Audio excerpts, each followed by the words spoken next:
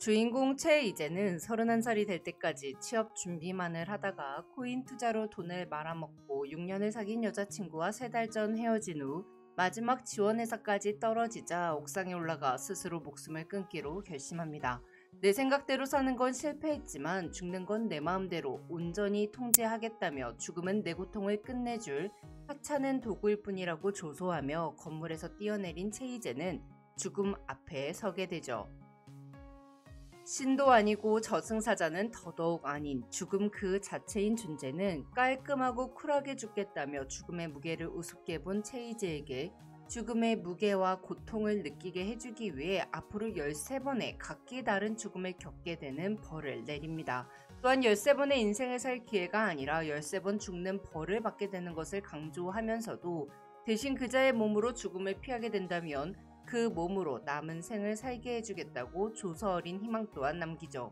그렇게 최이재는 죽음이 쏘는 총을 이마에 맞고 13번의 죽음을 경험하게 되는데요. 죽음이 내린 벌에는 규칙이 있었습니다. 첫 번째, 다른 몸으로 깨어난 직후 그 사람의 기억을 온전히 가질 수 있도록 정보 입력의 시간을 갖게 됩니다. 두 번째, 언제 죽는지 어떻게 죽는지 알 수 없으며 짧게는 몇 분 후, 길게는 약 한 달 내에 죽게 되죠. 세 번째, 원래 몸의 주인은 이미 자기 운명대로 죽은 것이며 최이재는 게임 엔딩 직전 세이브 포인트부터 그 사람의 몸으로 시작하는 것이기에 최이재의 노력에 따라 죽지 않고 다른 버전의 엔딩을 볼 수 있습니다.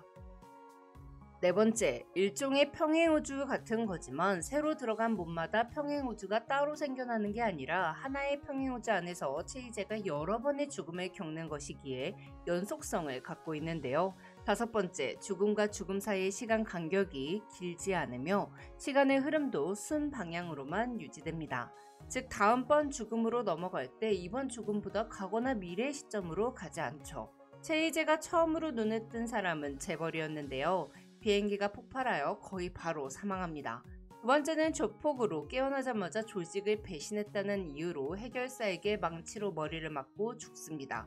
세 번째는 수중 탈출 공연을 하는 중인 마술사로 깨어났는데 정보 입력을 받기 전에 익사하고 맙니다. 여기까지 순식간에 죽음의 고통을 3번 느낀 이재는 네 번째로 학교 폭력을 당하고 있는 중학생 권혁진으로 깨어나요. 이제는 권혁진이 괴롭힘을 당해 스스로 목숨을 끊을 거라고 예상해 권혁진을 괴롭히던 한준성을 손봐줍니다. 하지만 권혁진에 의해 약골 찐따로 찍혔다고 생각한 한준성이 권혁진을 돌로 내리쳐서 죽여버리죠. 다시 죽음 앞에 선 최이재는 자신이 권혁진을 살릴 수 있을 줄 알았으나 결국 죽고 말았음에 분노하며 죽음에게 대들고 곧바로 다음 생으로 깨어나게 됩니다. 다섯 번째로 끔찍한 범죄를 저지른 유기락으로 깨어난 최이재는 연쇄살인마에게 성기를 훼손당한 채 처참하게 죽습니다. 다시 죽음 앞에 선 최이재는 죽음에게 제발 이 고통을 끝내달라고 화도 내고 애원도 하지만 죽음은 콧방귀를 끼며 최이재를 다음 생으로 보내버리죠. 여섯 번째 인물은 130만 유튜버인 김구찬이었습니다.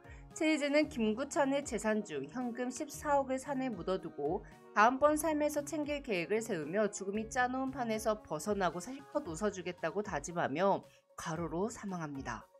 이후 최이재는 폭력으로 소년원에 수감되어 출소일까지 15일을 남겨둔 조태상으로 눈을 뜨게 되는데요.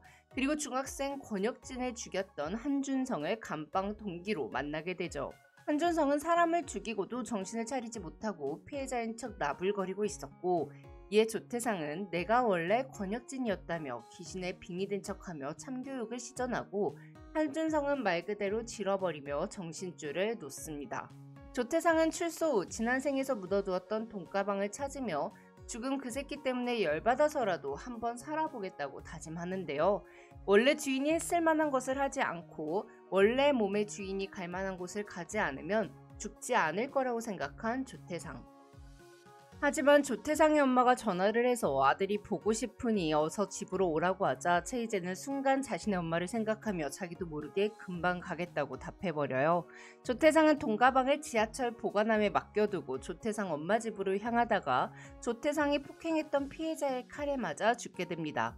조태상에게 폭행당했던 남자는 절름발이가 됐지만 조태상은 미성년자라는 이유로 턱없이 가벼운 죗값만 치르고 나왔기에 피해자는 조태상이 남들처럼 청춘을 살아가는 것을 참을 수가 없어 범행을 저질렀죠. 그렇게 조태상은 죽었고 최희재는 8번째 인물 잘생긴 피팅 모델 장건우로 깨어납니다. 장건우는 어릴 때부터 잘생긴 얼굴 덕에 사랑받으며 살아왔고 하고 싶은 일은 없었지만 얼굴을 이용해 가볍게 하는 알바만으로 돈을 벌며 살고 있었습니다.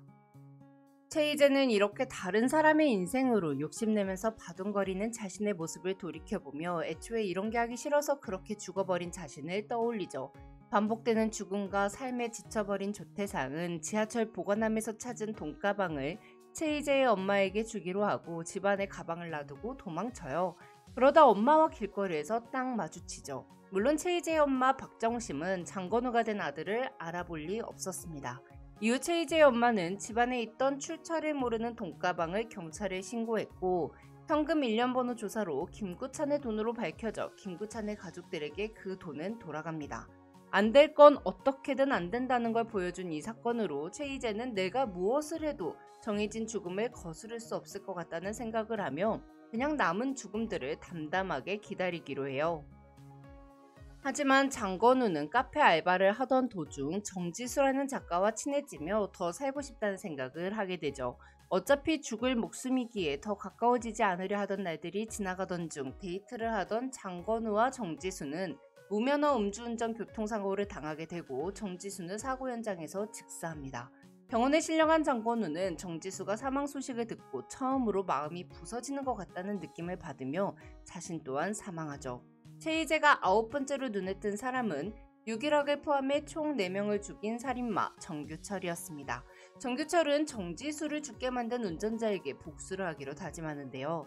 사고를 낸 운전자는 재벌집 도련님이었고 그는 함께 타고 있던 친구에게 죄를 뒤집어쓰고 감방에 가준다면 돈으로 보상하겠다고 딜을 했어요. 그리고 옆에 타고 있던 친구는 블랙박스 메모리칩을 꺼내 도로 하수구에 버리고 자신이 교도소에 들어갔죠. 정규철은 사고 현장에 버려둔 메모리 카드를 찾아내어 사고를 낸 재벌 2세 운전자를 찾아냅니다. 그리고 죽이기 위해 운전자를 차에 태워 납치하죠. 하지만 정규철은 원래 앓고 있던 뇌졸중으로 인해 도로에서 나무를 받고 멈췄으며 재벌 2세는 정규철을 피해 도망가다가 한적한 도로에서 다른 차에 치여 죽고 교통사고를 낸 가해자는 확인 사살까지 한 후 재벌 2세의 시신을 차에 싣고 사라집니다. 이후 정규철은 14명을 죽인 범행일지를 모두 기록한 후 뇌졸중으로 사망하죠. 최희재가 10번째로 눈에 뜬 사람은 경찰 안지영이었습니다. 안지영은 연쇄살인마 정규철의 시신과 자백이 담긴 유서를 이용해 실적을 올리고 동료 경찰들에게 인정을 받고 흉기난동법을 제압하는 영상이 유튜브에 올라오며 국민 히어로가 됩니다.